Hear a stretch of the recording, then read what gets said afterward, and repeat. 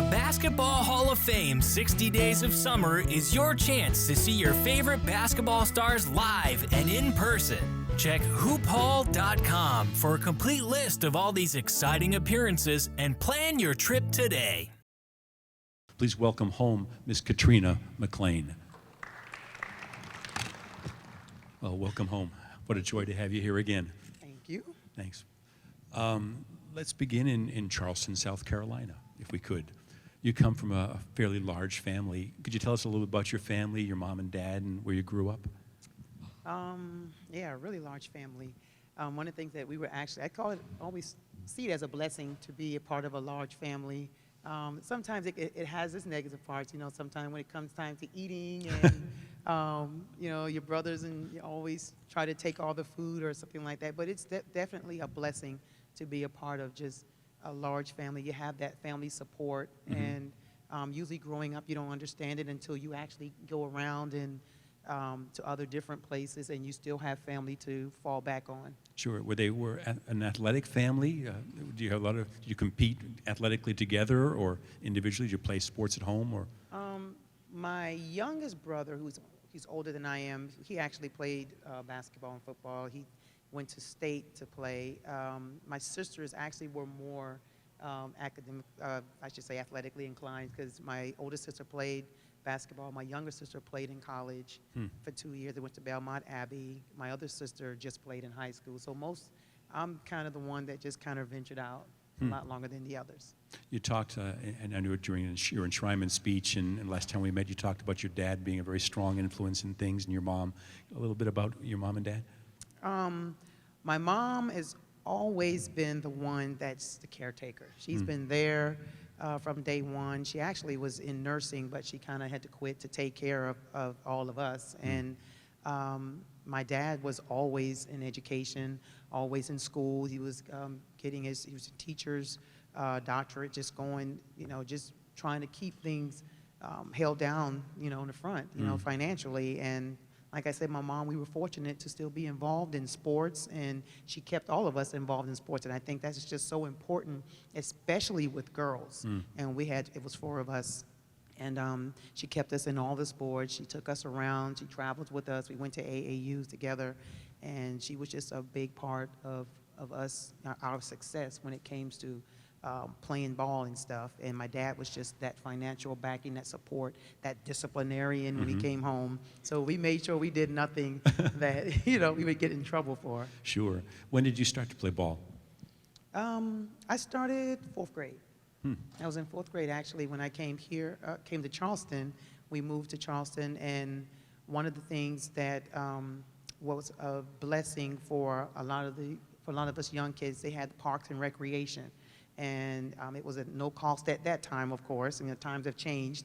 So we were just involved. We were heavily involved in different sports, and I loved it. And I think it was very enriching for us. Sure. Were you a good athlete right away? Did it come naturally to you? Yes, it did. Yeah. Yeah, I love sports. I played baseball with the guys on the street. I played football, touch football. I was a tomboy, but I didn't see it that way. I just saw it as I had a love for the sport. I had a passion for it, just playing any sports. And basketball just happened to be the one I really, truly enjoyed. And when did you start to realize that you were pretty good at this? Was it at St. Andrews High School, or was it before then? Did you start to say, no, I can really do this game. I can really play this game? I always thought I was good. I didn't look at it like I was good. I just knew I had fun, and I knew that I was good at it. So I was good at it, but I didn't really understand how much it could make a way for you, and for me it was, oh wow, I'm going places, so I was able to get a free education, I went to college, so, and not even knowing that at that time it was still even my gift. Sure. So I was just, for me it was a thing of, I'm just enjoying doing what I do. I love it, I have a passion for it, and I didn't realize until later, through college and after college, that I understood that it was more to me than just a gift. It wasn't just for me, it was for others. It was to reach back and give back and help others. And as long as it was making a way and it was giving, and you were able to help others, and then I could glorify God at the same time, then I was doing the right thing. I was on the right track. You weren't just a good high school player. You were Yeah. an exceptional high school player. Your team went 30-0. You won the state championship. Yeah. Must have been a very special time in your life. Oh yeah, it was. We had been for the last 3. We've been pretty good for the 3 years that I was there. And the coach, Coach Kennedy, she was just, an outstanding coach. She stayed on us and she understood the game. And a lot of times you look at coaches, I think it's important that you have a coach that really understands not only the game, but understands how to build character at the same time. Because a lot of times you look at the teachers today that are teaching our kids, they're not really coaches. They're just teachers that just happen to have certifications, Sure. so that they're, but they teach the sport. Now, I look at that as that could be a plus and a negative. It could be a negative for the athletes who want to go on, who want to pursue further in their careers. But at the same time, then you just got to get your certification. You said she was a disciplinarian. Yeah. And you didn't realize it at the time, but maybe she was helping prepare you for your college coaching. That's exactly right. And she was, and I had no idea. And I know we couldn't stand the fact that we had to get on the line and do suicides, and we couldn't stand the fact that we were 1 minute late. That's one suicide. If you were 30 minutes late, so it's like if you missed a whole practice, you were in trouble. Yeah. And then you couldn't play until you make up those suicides. So she was really, she was really strict on that, and at the same time, get your education. Make sure you go to class, make sure you get your homework done. So it was like, oh, okay, well, she's mean, but she was helpful, because when I got to college and faced Coach Landers, I felt like, oh, I'm prepared for him. Sure. Yeah, at least I thought I was. Were you prepared? Well, I was until, I think I was. It's just, when it came to the running, he was a little bit more excessive. So, but I was prepared for him, because it's just sometimes when you have that preparation early on, then you go on to the next level, you're really prepared. You just don't know you're prepared. Sure. But you are, because obviously I made it through and I was fine. Sure. With the exception when he called me candy butt the whole time I was there. When I first got there, it's like, Janet Harris would knock me to the ground and, eat her lunch, Janet. Just eat her lunch. She's a candy butt. And I'm like, what? Yeah. This is not what I thought I was coming to get, But he's a great guy, great coach, and great mentor. So it worked out fantastic. And what brought you to Georgia? How did you end up at the University of Georgia, which obviously turned out to be wonderful and all like that. But what brought you there specifically? For me, it was the summer before, prior to. I had been involved with the camps and everything, and so I was around the players the whole time. I was this big old introvert, so I didn't really get out a lot, and I was kind of really, really shy. So one of the things is, I didn't want to be around people too much. So I got used to the players, and so they made it comfortable for me, so we got to know each other, so I was able to relax, and Coach Landers was great. So for me, I think that was the deciding point for me to go to Georgia. You had a pretty good roommate there too, I think. Yeah, and I didn't know she was going to be my roommate, and now she ended up being my best friend. So Theresa, because I had really gotten to know Susie Gardner. So Susie Gardner, I thought was going to be my roommate, and I told Coach Landers, I was like, oh, Coach Landers, I want to room with Susie, because I know Susie. I don't know anybody else yet, And then when I got to the school, and I saw Theresa Edwards' pictures, her family and everything else on her desk, I said, uh-oh, this doesn't look like Susie, So, but it worked out great. She was my inspirator, my best motivator. She would tell me, stop letting Janet push you to the ground. Every day I heard her tell me that incessantly. So she was great. We're talking about Hall of Famer Theresa Edwards, who happened to be her roommate in college. And my best friend. And your best friend. And I was going to say, even in college, she was low-key, laid back, no energy. Oh, yeah. She had all her energy was right on that court. She loved to win. And I think we both had that competitive spirit and that competitive drive. Oh, my goodness, yes. Yeah, and that helped a whole lot, because whenever the two of us played together, it was hard to beat us. Sure. No, she was tremendous. Hard. And you went obviously to the NCAA tournament every year. You went to the national finals and the national championship one year.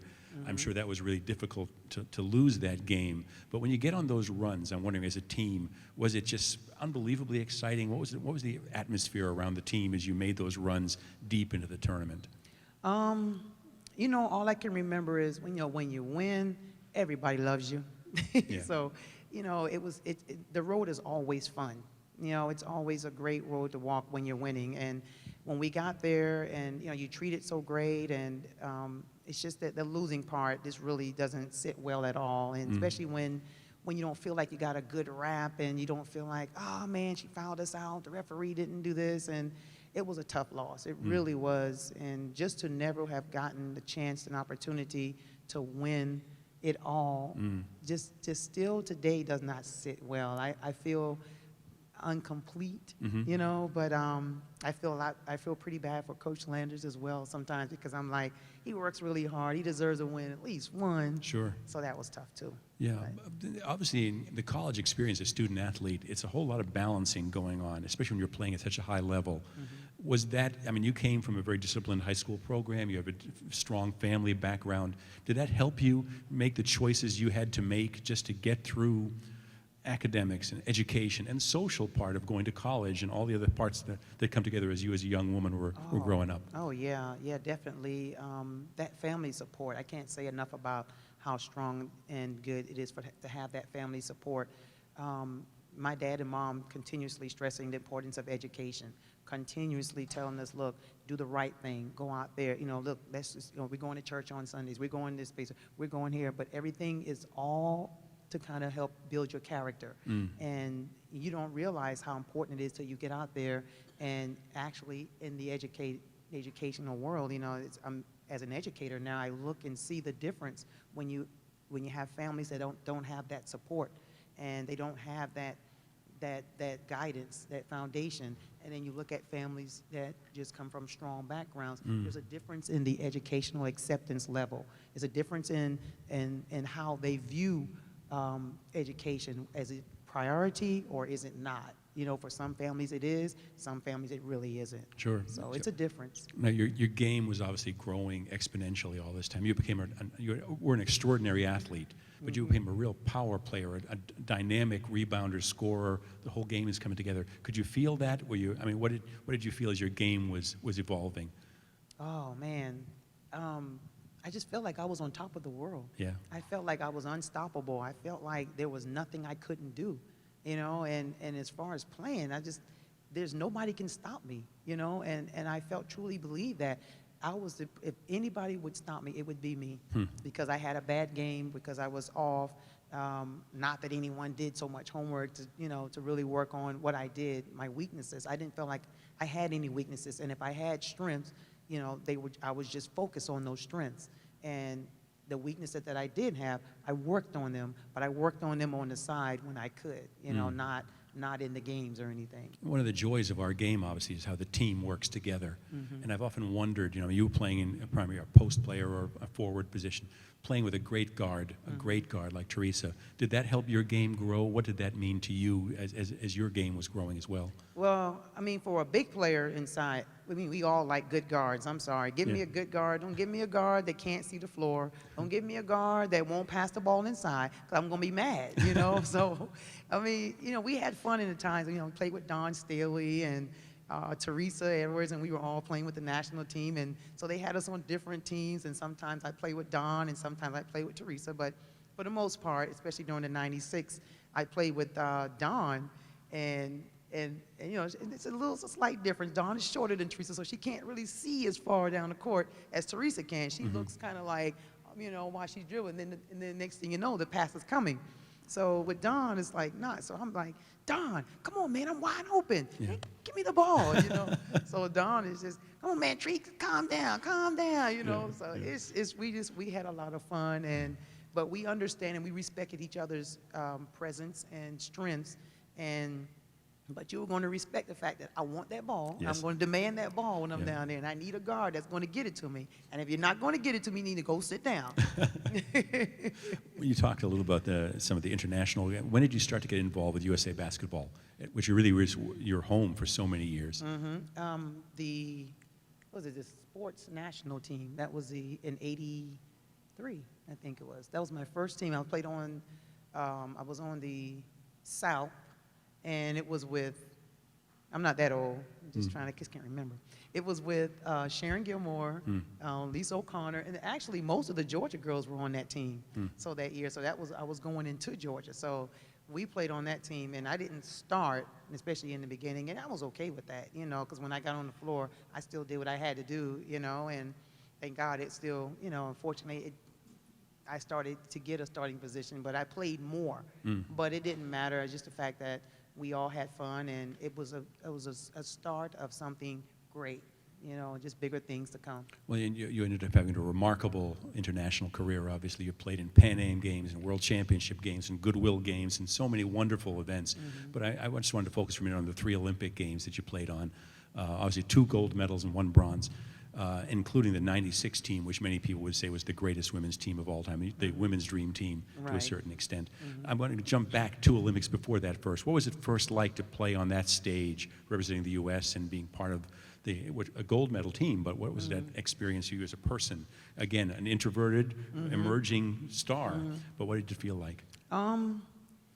Golly, for me, it was grand. It was monumental because it was my first Olympics, and to be honest, I mean, I never dreamed about being on an Olympic team. That was never a dream of mine. I just never knew that the Olympics existed. I was always just the type that just play and enjoy doing what I was doing. I was just blessed to have the talent that I have, and I used that. But when I made the Olympic team, I was in awe, you know, and just being at the opening ceremonies, the best part of the Olympics, and just having that experience and being a part of something great. You know, when you walk out there and they announce the USA team, and you walk out there and you hear, you know, all these people, and you know, they're applauding you, and then you feel like pride. This is my country. You know, I'm playing for my country, and everybody in the world hates you because we're good. You know, we were good. So it was a great experience. Now, in the 3 different Olympics you played with 3 distinctive but remarkable coaches. And I was wondering, we talked a little bit about Coach Landers and his impact in Georgia, what those 3 coaches brought to the Olympic experience, balancing all the egos and talent and pressure and everything that goes on. I was wondering if you had any reflections on those coaches. You mean the coaches as far as the Olympic coaches? Yes. Oh, man. Well, Tara Van, she was, she was, to me, she was really, really stern and strict. I mean, but I liked her because she was focused, and she made us, we were focused no matter what happens, but we didn't like it. You know, I didn't like the fact that we had to go home during the summertime and still work. Yeah. I mean, you know, it's like we just want to play. We don't really want to do a lot of the outside work, even though we know it's good for us. Yeah. But she had us working on the summer and doing stuff that we just weren't used to. And then we had to stay together the whole year. Yeah. So she kept a great balance, and she kept us focused that whole year. And for somebody to really do that, that's outstanding. I mean, that's to be recommended. And sure. I mean, so she did that, and she brought focus. And Coach Yao, Yao played with in '88. I love Coach Yao. I know. I loved Coach Yao. I mean, I think about her today, but I just get all emotional. But Coach Yao was just, sorry. She was a very special person. And still, so many years ago, we lost Coach Yao a few years back to cancer, and she was just a remarkable person. And I know that when you talked about her last time we met, you talked about she was one of the first persons that you felt could combine your love of basketball and the spiritual side of you and give voice to that it was okay. Yeah, she was the leader. She was a spiritual leader. She was just a great person that she loved the game, and she didn't mind putting ones that needed to be put in place. She didn't care how good you were. She just really respected the fact that we were all athletes. We were all there to win. We were all there to work together, and it was more to it than just basketball. It was a spiritual side. It was a relationship side that we all had to develop. And that, so she brought that other side, other than just the basketball, the hard and drooling part about basketball. She brought another whole side to it, and I mean, great coach. I imagine, you know, you've obviously been on the best side of Olympic basketball, winning 2 gold medals, but also on that challenging side of winning a bronze. And knowing you a little bit, that probably just didn't sit that well with you winning the bronze. No, it never sits well. Losing never sits well with any athlete. I mean, it's just, we just like to win. And I know we can't win them all, but, you know, we can try, you know, and it's just, you know, the sad part is somebody has to win, somebody has to lose. And the even sadder part is when you go there with the expectation that you are the best in the world, you know, as a team, we had the best team assembled that year. And it was such a letdown, you know, when we didn't pull it through, you know. And I just think as a team, you know, we can't point fingers, we can't say this didn't happen or this person didn't do this. You can't do it as a team, because a team is just what it is. You work together, you work as a team, you build on each other's strengths and weaknesses, and that was what we did. It's just that the Russians, they came with a different schedule. You know, they came with the idea that, look, we're just coming to win. We're not coming to vacation. We don't care about the outside. We don't care what's going on, you know, the beaches and all that kind of stuff. We don't care. We just want to win. And they came there, and they must have watched our videos like hundreds of times. Just what do they do? What was their weaknesses? What's their weaknesses? You know, how can we capitalize on their weaknesses? And that's what they did. Wow. Yeah, they did it and upset us, and it was heartbreaking. Yeah, but then you did, as a group, made this remarkable commitment for the 96 games, building this remarkable team. It was so much fun to watch. I was lucky enough to be in the league in those days. And you made this year-long commitment that had not been done before, as you say, that we're going to train as a team, we're going to work as a team, we're going to sacrifice our personal ambitions and things to make this work. Was that an easy commitment for you, or was that, wow, man, this is? No, it was not easy. It was anybody that plays sports, and we're used to getting together 1 month or 2 months before and prior to and practice, you know, and work with the team and then go to the Olympics or go wherever, you know, we're used to that. So for you to come in and we're going to get together and assemble for 1 whole year together, day in and day out, you know, and that much work and level of commitment, you had to be committed. And we were, and I mean, I can't say that it was a bad experience. It was a challenging experience. It was just something, like I said, we grew to love each other. We grew to do everything together. We were a team, and we really understood that team concept and the importance of just being that team, because you realize that you needed each other. We didn't, you know, because some of us some days didn't want it, some didn't want to get up, some didn't want to talk, you didn't want to speak, so you kind of go through that emotions, you know, but we ended up, we were machines. You couldn't tell us anything. We were in great shape. We were in the best shape we probably ever have been in, you know, and Tara made sure we were, and we were excellent on the court, because we did not have one defeat. When you talk to the guys from the 92 team, the dream team, and they start to realize, I mean, they knew when they walked into the room they were pretty good, but they start to play together and start to realize how dangerous a team they could be, how it's just historic. Did you start to have that feeling with Swoops and Leslie and McCrae and Bolton and you and all these, when you're all in that same room practicing and working together, when did it start to dawn on you, we could really be special, historic, unique team? It was probably about the midway through, when we were going to different towns and different cities and playing against some of the college teams and some of the other teams overseas, just scrimmaging them back and forth.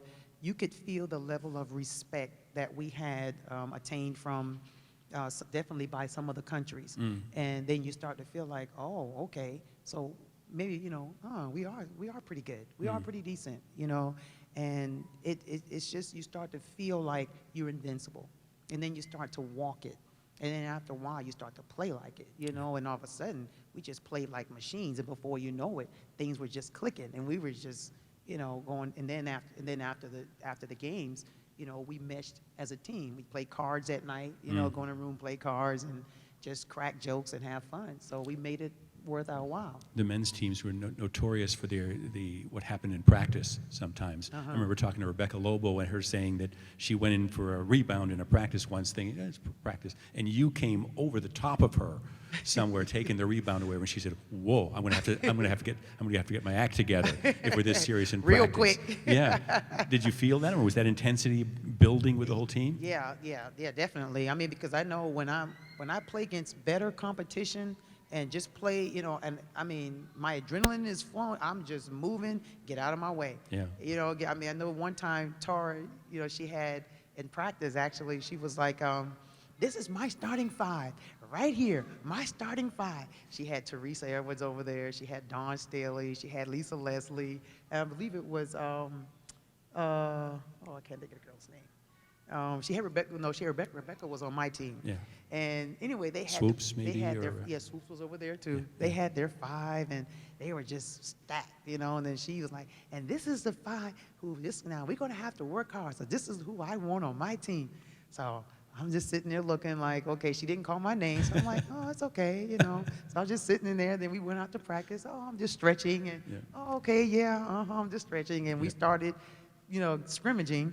So when she put us out there, we killed them. But see, that was when I was at my best, because it was like, now you're challenging me. So you're challenging me, and I'm not going to just say anything. I'm just going to show you on the court. So that's what I did. She challenged me, and I was like, okay. And boy, I mean, I felt like I was single-handedly running, getting a rebound, throwing it out, getting the ball, getting the layup on the other end, coming back down, blocking a shot, doing this and that. I was just terrified inside, And then I sat down after the game. They had to run, and so I was happy. I wanted to ask a couple of aspects of things that I think are important to you, and I just wanted to touch on them briefly. One, you've obviously kept yourself in game shape for so many years, and you diet and exercise and the things that were important to you. I know that with your foundation, you've done a lot of work, especially dealing with childhood obesity and some of the problems that we have in our society today. Talk a little about why that's so important to you and the work that you do. It's very important. It kind of goes hand in hand. You can't be an athlete without being on a good diet. And when I mean a good diet, you just want to eat right. You want to eat healthy, drinking plenty of water. A lot of times, a lot of kids today that I noticed, the kids that are in my program, they drink a lot of soda. They drink sodas, candy and stuff, and yeah, okay, you eat your Snickers and stuff. Oh yeah, just gives me energy. Get a fruit. And as far as sodas, you just want to get sodas out of your diet. I'm not saying abstain from it totally, because I know every now and then I'll have a nice, soda, ginger ale. But for the most part, kids today, we really need to focus on drinking plenty of water, exercise, because it all makes sense. And then later on, after you're done, guess what happens to your body? Now you're looking at, your heart is not in great condition, because you're not exercising it every day. You're looking at just the way your joints and everything, they don't, you're not right. So if you want to compete at the highest level, eat right, drink plenty of water, and exercise. One of the other really important things that's happened in our lifetime has been the growth of women's sports, and the opportunities for young women who wanted to be athletes, or especially basketball players. We talked a lot when the NBA was being formed, but the positive social aspects of that for the young women. Have you found that to be true in your life, how really important it is for young women to play sports? Yeah, I think it's very important. I didn't get to play in the WNBA per se, but because we had to go overseas, during our era, during our time, and women didn't have the opportunities that they have today, which is really good for them. I think it's good for them exposure-wise. I'm a big advocate of women in sports. I'm a big advocate of women participating in some extra activity to keep them busy, keep them exercise, just keep things rolling smoothly. I was always occupied when I was playing sports. I didn't have to worry about, what's going on over here. I mean, the guys over here. I didn't care. I just wanted to be me. I just wanted to play and have my fun and leave me alone. And I'm in a zone, So I think women in sports, it's phenomenal. Well, self-image and as you suggest, a lot of the other social problems that can crop up with any young person seem to be avoided a lot much more when people are involved, especially young women involved in sports. Oh yeah, yeah. I definitely think as far as even with the image for me, I mean, I just look at it like, you know, you stay in shape, you know, you're who you are. You know, it's not so much as sometimes what society thinks of you and won't accept you for whatever reason. You're who you are. You know, you give to your sport, you play, and you're just adding to your own fun. Sure. You know, so it's just, to me, it's just great to be in sports. Not something I normally ask athletes about, but I remember in your enshrinement speech you spoke quite eloquently about this, and you even touched on it today. Your faith and how you approach sports together with that. It's a very important, central part of who you are, and I was wondering if you could talk about that a little bit, if you're comfortable. Yeah, oh yeah. Well, for me, I mean, I can't get away from the fact that I was given a gift. You know, God has given me a gift, and to recognize, to show my gratitude, you know, is to play to the best of my ability.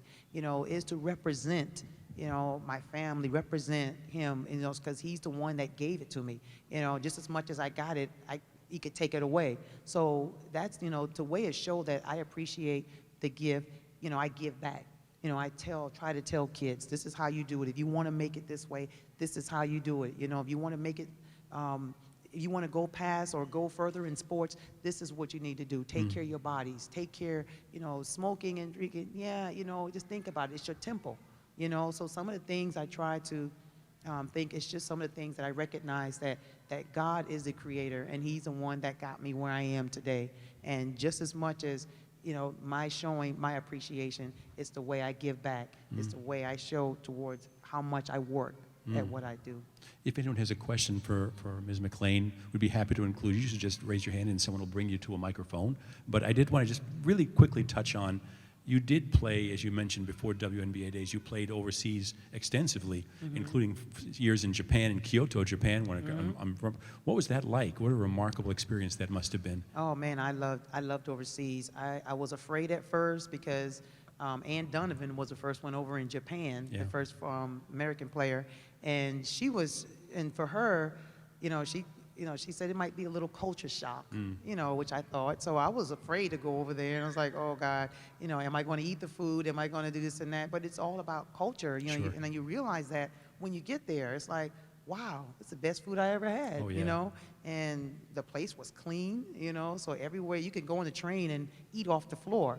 So, I mean, it was just learning the language and, again, culture, learning the culture about the different cultures and mad respect, you know, for them and how they treated me. You know, they treated me with the utmost respect, and like I was just God, you know, and I'm like, wait a minute now, you know, but that's how it is. And the cultures, just learning the culture was really outstanding. Yeah. One last question, if I could. Not 2012. It's late March. You get a phone call from my boss, John DeLeva, saying you're in the Hall of Fame. Do you remember your emotions, what you thought at that moment? Oh yeah, I remember clearly because I was like, what? You gotta be kidding. I mean, inside I was just, oh my God, what? Well, okay, now I gotta calm down. You know, I was like, okay, what now? You know, so I mean, I was excited. I mean, to me, it just showed me, I was probably more excited than when I was playing. And only because of the fact that, and this was years later, but it was only because of the fact that it was good to know that you're still appreciated, you're still honored and valued as being a great, you know, part of history and a part of something that is great. And so I felt a lot of gratitude, and I was overly excited. Well, we're overly excited and deeply grateful to have you with us again today. Ladies and gentlemen, one more round of applause for our special guest, Ms. Katrina McClain.